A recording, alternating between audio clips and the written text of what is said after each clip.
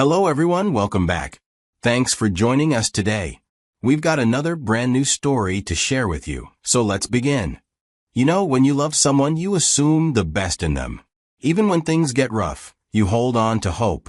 You tell yourself, this is just a phase, we'll figure it out.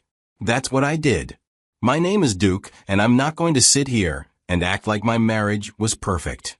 It wasn't. I had my own struggles. My business was failing, money was tight, and I was constantly stressed, trying to keep things together. Cassandra and I weren't as close as we used to be, and yeah, I noticed the distance. But I never thought for a second that she was pulling away because there was someone else. So I decided to do something about it. Our anniversary was coming up, and I figured maybe we just needed a moment, something to remind us why we fell in love in the first place. I planned a nice dinner, somewhere special. I wanted to make her feel cherished again, to show her that even though life had been hard, I was still here. What I didn't know was that Cassandra had already found her happiness elsewhere. The night before our anniversary, we were just at home, unwinding after a long day. I was sitting on the couch, and she was lying back, half watching something on TV. The night before our anniversary, we were at home, going about our usual routine. Cassandra had just grabbed a towel and was heading to the bathroom for a shower when I asked, "What are we eating tonight?" She paused in the doorway, glancing over her shoulder. "Just use my phone and order our regular stuff," she said casually before disappearing into the bathroom. It was a simple moment, something that had happened countless times before. But fate has a cruel way of playing with people. As I unlocked her phone, a message notification popped up at the top of the screen. And in one single moment, everything in my life shifted. "Damn, babe, I'll miss you this weekend. But I get it, anniversary and all. Can't wait to see you next week." I read it again. Then again. My mind went blank for a second. The shock was so overwhelming that my brain refused to process it. Without even thinking, my hands moved. I clicked the message and opened the chat, and that's when I saw it all. I wasn't prepared. The messages stretched back for months. Every conversation was filled with excitement, desire, and worst of all, intimacy. My wife had told this man that she wouldn't be available over the weekend because of our anniversary. And him? He wasn't upset. He understood. He was patient. He was already making plans for their next meetup. I kept scrolling. My fingers were trembling, but I couldn't stop. Each message I read took another piece of my heart and crushed it. She had been living out fantasies with him. There were things in those messages that I never even thought she'd be interested in. Things I know she would never have done with me. That was when I realized this wasn't just a mistake. It wasn't a one-time thing, a slip-up. She had built an entire secret life with this man. And yet, every night, she came home to our bed. Anger surged through me, but I knew I needed proof. Moving quickly, I began taking screenshots of every message, every picture, every sickening detail of their conversations. As soon as I was done, I transferred everything to my own phone, securing it in case she tried to delete the evidence later. When I finally put her phone down, my heart was still pounding.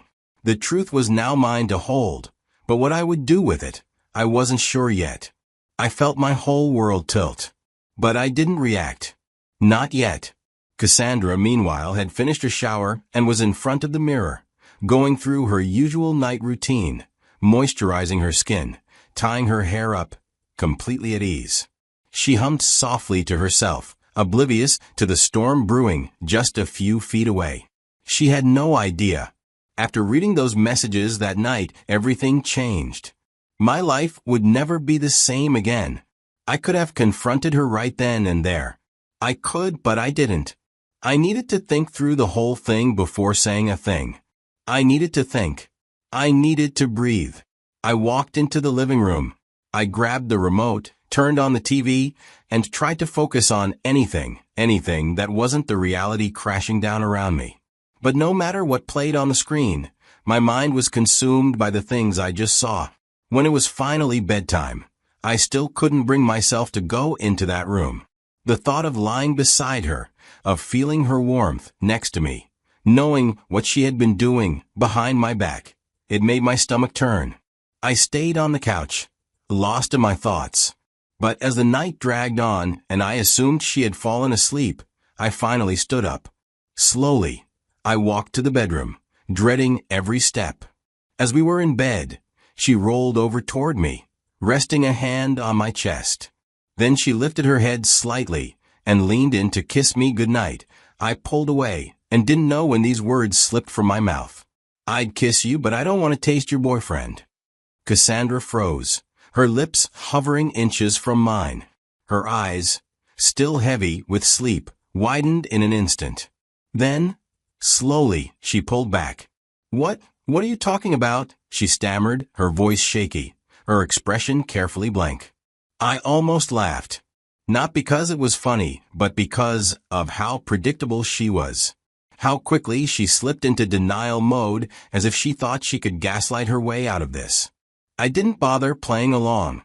I stood up, reached over to my nightstand, picked up my phone, and opened the folder where I had saved everything. Then, in the same calm voice, I started reading. Line by line, word for word, her own words, her messages to him. I barely got through the first few messages before she cracked. She lunged for my phone, desperate to grab it away. "Wait, just let me explain," she cried, trying to snatch it from me. But I was faster. I pulled back, stepping off the bed, keeping it just out of reach.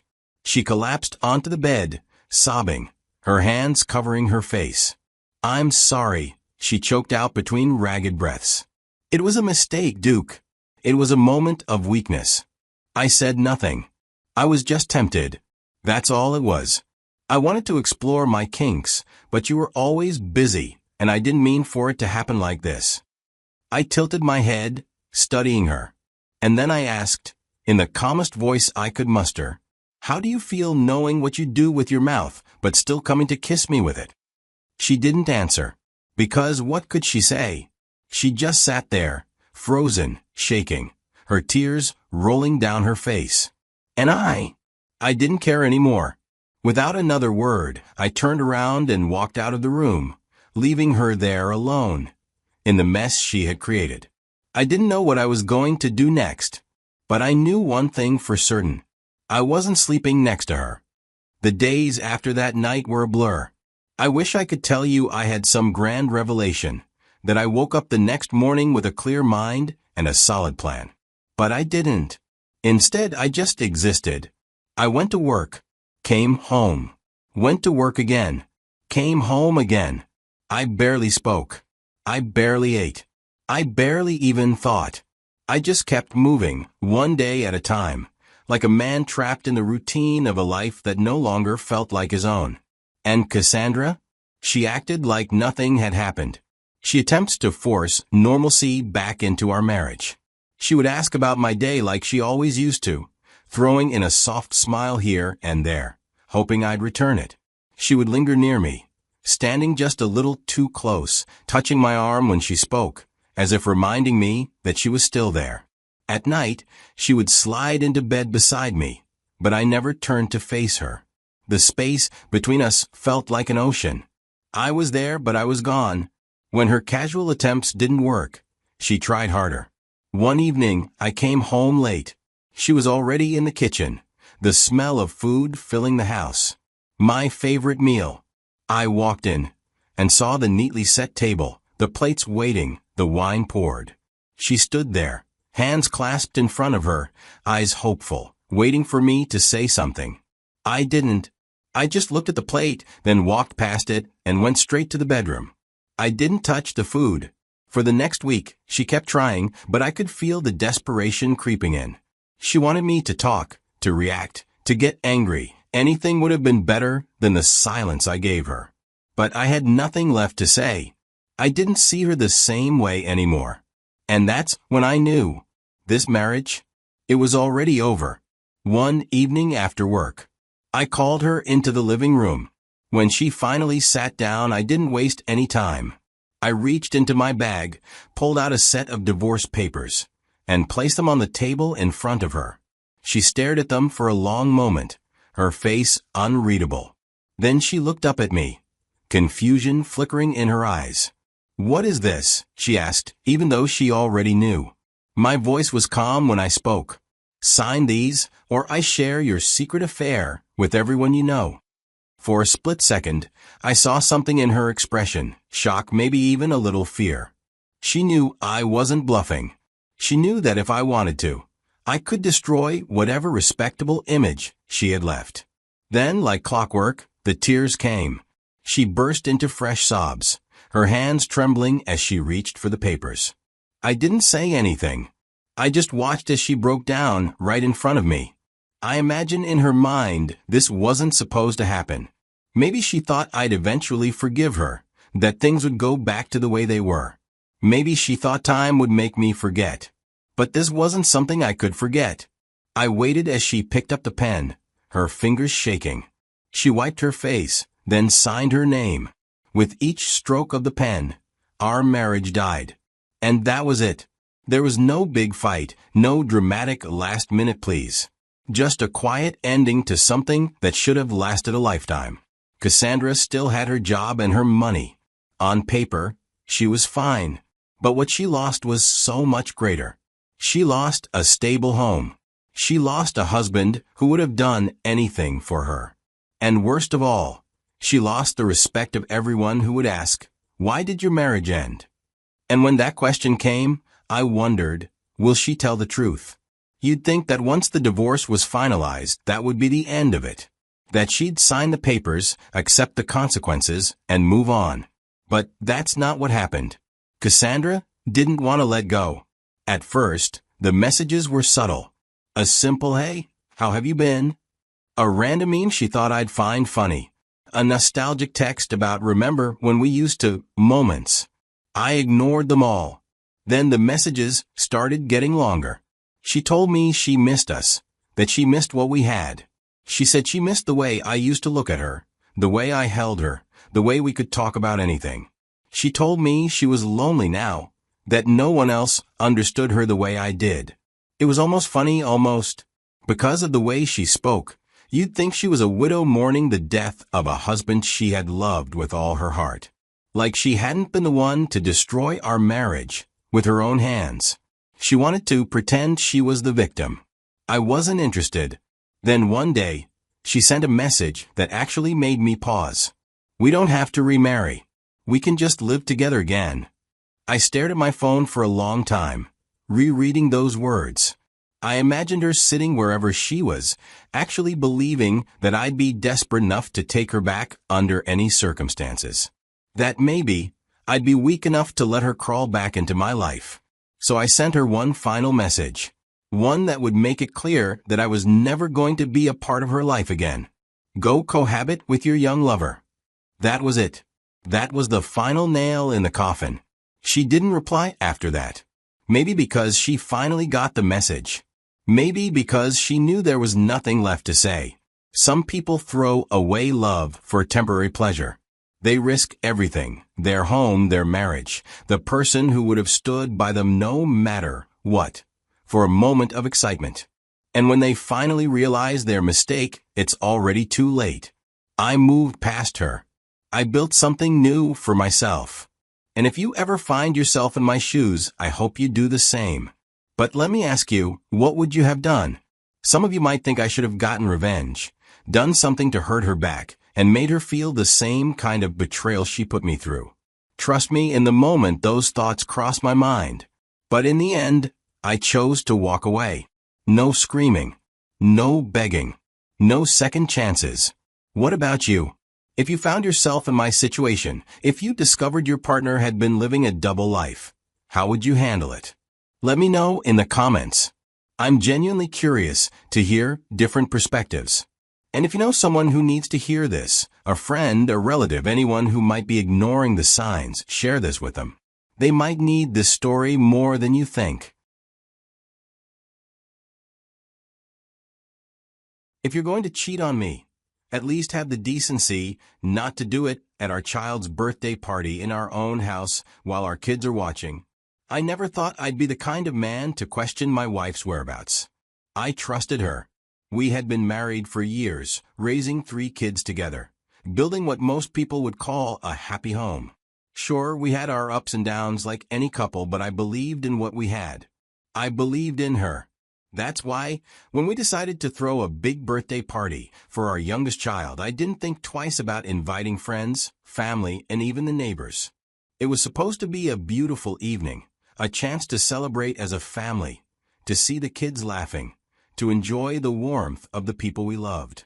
The house was filled with life, kids running around, balloons tied to every chair, music playing in the background, and the smell of grilled meat filling the air. I played the role of the proud father, making sure everything ran smoothly. I moved from table to table, greeting guests, and making sure everyone had a drink in their hand and a plate of food in front of them. My wife, Amma, was doing the same, at least at first. She was all smiles, moving through the crowd effortlessly. But as the evening wore on, I started to realize something. She kept disappearing.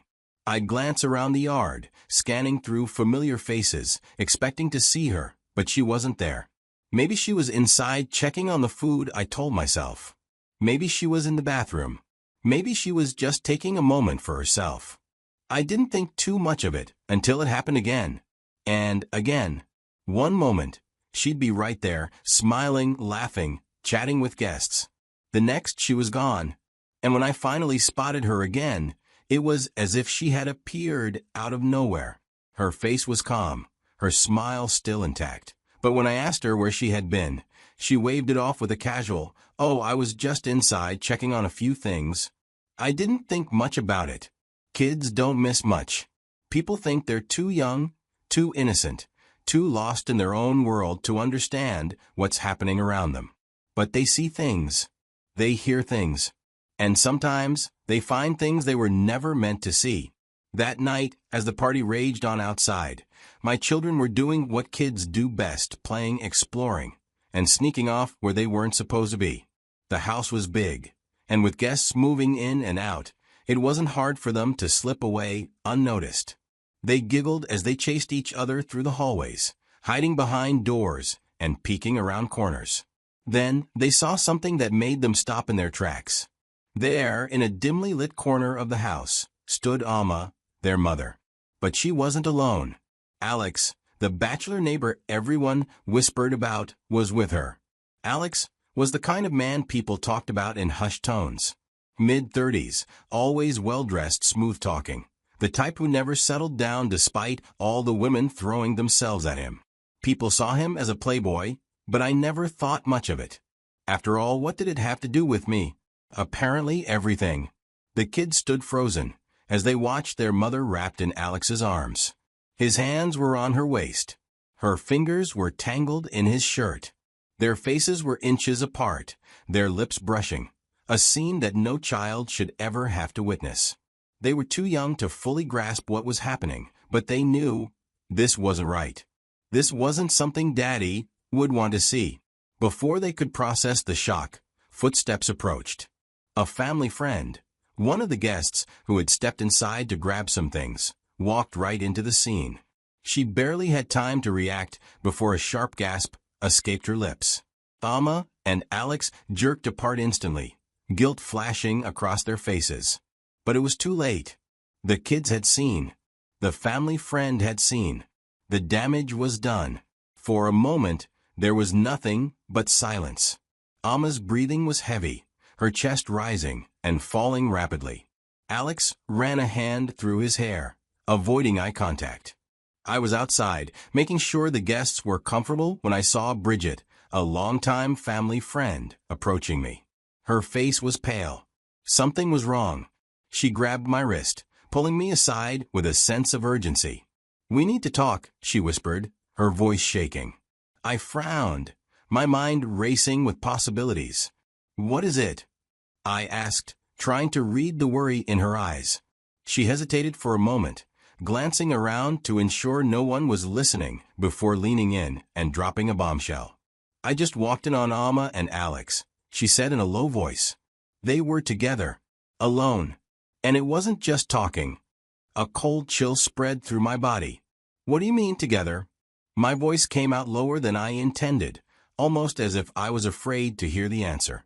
Bridget inhaled sharply, her fingers tightening around my wrist.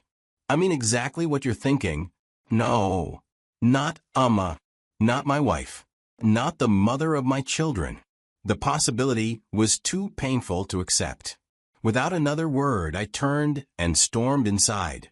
I moved quickly, pushing past guests, my eyes scanning the house for her. I finally spotted her near the hallway. She was smiling, chatting with guests, looking as if nothing had happened. I walked straight up to her, my voice tight and controlled. "Can we talk?" She turned to me, a soft, unsuspecting smile on her face. "Of course," she said without hesitation. I led her to a quieter corner, away from the guests. I tried to steady myself.